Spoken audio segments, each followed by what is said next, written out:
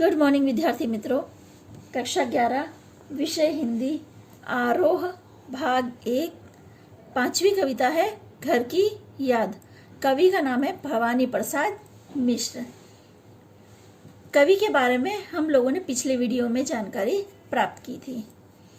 भवानी प्रसाद मिश्र ने ये कविता जब वो जेल का कारावास काट रहे थे उस समय लिखी थी। उस समय वो अपने घर को याद करते हैं और ये कविता लिखते हैं। आज पानी गिर रहा है, बहुत पानी गिर रहा है, रात भर गिरता रहा है, प्राण मन घिरता रहा है, बहुत पानी गिर रहा है, घर नजर में तिर रहा है, घर की मुझ में दूर है जो, घर खुशी का पूर है जो, घर के घर में चार भाई, मैके में बहन आई बाप के घर, हाय रे परिताप के घर, घर के घर में सब जुड़े हैं, सब की इतने कब जुड़े हैं, चार भाई चार बहिनें, भुजा भाई प्यारी बहिनें। जैसा कि मैंने आपको बताया कि भवानी प्रसाद मिश्र ने ये कविता उस समय लिखी जब वो जेल में कारावास काट रहे थे, यानी आज़ादी के समय लिखी थी। एक रात बहुत बरसात होती है तो भवानी प्रसाद मिश्र अपने घर को याद करते हुए लिखते हैं कि बहुत पानी गिर रहा है, रात भर पानी गिर रहा है, और जो उनका मन है वो घर की याद में घिरा हुआ है। बहुत पानी गिरने से एक अजीब सी खामोशी चारों तरफ फैल गई है और उनका जो घर है उनकी आंखों में तैर रहा है, यानी उनका घर उन्हें नजर आ रहा है। घर जो उनसे दूर है और वो बताते हैं कि घर जो है वो खुशियों का पूर है, यानी खुशियों से भरा हुआ है। आगे वो बता रहे हैं कि घर में चार भाई हैं और मैके में बहन आई हुई है। मैके में जो बहन आई है वो अपने घर से हैरान होकर या दुखी होकर आई है, क्योंकि यहाँ पे परिताप शब्द लिखा है जो अत्यंत दुख के लिए लिया गया है। तो कह रहे हैं कि उनकी बहन दुखी होकर अपने पिता के घर पे आई है। आगे वो कह रहे हैं कि घर में सभी लोग इकट्ठा हुए हैं। वो आगे बताते हैं कि चार भाई और चार बहनें हैं। भाई जो है वो ताकत का प्रतीक है और जो बहनें हैं वह प्रेम का प्रतीक है। फिर से मैं एक बार बता रही हूँ, भाई जो है वो ताकत का प्रतीक है और जो बहनें हैं वह प्रेम का प्रतीक है। और माँ बिना पढ़ी मेरी, दुख में वह गढ़ी मेरी, माँ की जिसकी गोद में सिर, रख लिया तो दुख नहीं फिर, माँ की जिसकी स्नेह धारा को यहाँ तक भी पसारा, उसे है लिखना नहीं है आता, जो कि उसका पत्र आता पाता,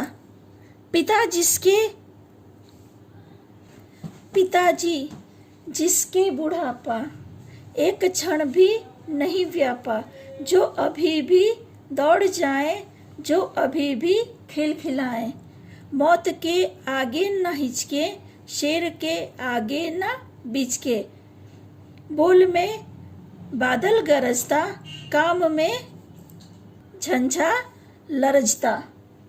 यहाँ पे आगे वो बता रहे कि जो उनकी माँ है वो पढ़ी लिखी नहीं है, वो उनके दुख में दुखी है। वो अपनी माँ को याद करके कहते हैं कि माँ के गोद में सिर रखते ही सारे दुख खत्म हो जाते हैं। माँ जो है वह स्नेह की धारा है, उसकी धारा वो यहाँ भी महसूस कर रहे हैं। उनकी माँ को लिखना तो आता नहीं है, जिससे वो पत्र नहीं लिख सकती। पिताजी जो बूढ़े हो चुके हैं फिर भी एक क्षण भी नहीं बैठते, जो हमेशा दौड़ते रहते हैं, जो हमेशा खिलखिलाते रहते हैं। आगे वो कह रहे हैं मौत की, यानी उनके पिता जो हैं वो मौत से भी डरते नहीं हैं। वो बोलते हैं तो ऐसा लगता है कि बादल गरज रहा है। जरा भी उनके अंदर आलस नहीं है। वह किसी भी काम को करते हैं तो स्फूर्ति से करते हैं। कहने का अर्थ है कि वो जो भी काम करते हैं उसमें वो स्फूर्ति दिखाते हैं। आज गीता पाठ करके दंड 260 करके खूब मूंगदल हिला लेकर मुठ उनकी मिला लेकर जबकि नीचे आए होंगे नैना जल से छाए होंगे। हाय पानी गिर रहा है घर नजर में तिर रहा है। 4 भाई 4 बहिनें भुजा भाई प्यारी बहनें खेलते या खड़े होंगे नजर उनकी पड़ी होंगे। पिता जिनके बुढ़ापा एक क्षण भी नहीं व्यापा रो पड़े होंगे बराबर 5वें का नाम लेकर।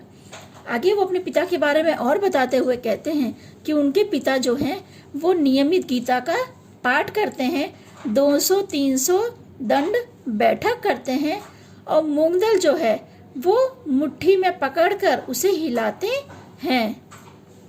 जब वो ऊपर से कसरत करके और गीता का पाठ करके नीचे उतरते हैं तो अपने 5वें बेटे को ना देखकर उनके आंखों में से जल आता होगा। आगे वो कहते हैं, यानी भवानी प्रसाद मिश्र कह रहे हैं कि आज पानी गिर रहा है और घर जो है वो नजरों में तैर रहा है। आगे भवानी प्रसाद मिश्र कहते हैं कि 4 भाई 4 बहनें भुजा भाई प्यारी बहनें खेलते या खड़े होंगे पिताजी की नज़र उन पे पड़ती होगी।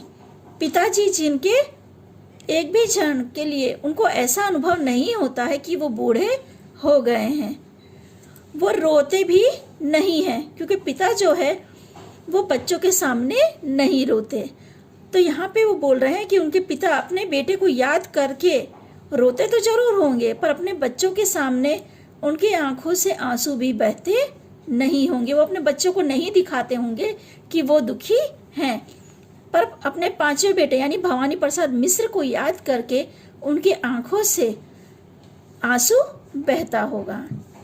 ठीक है विद्यार्थी मित्रों, आगे की चर्चा हम लोग अगले वीडियो में करेंगे।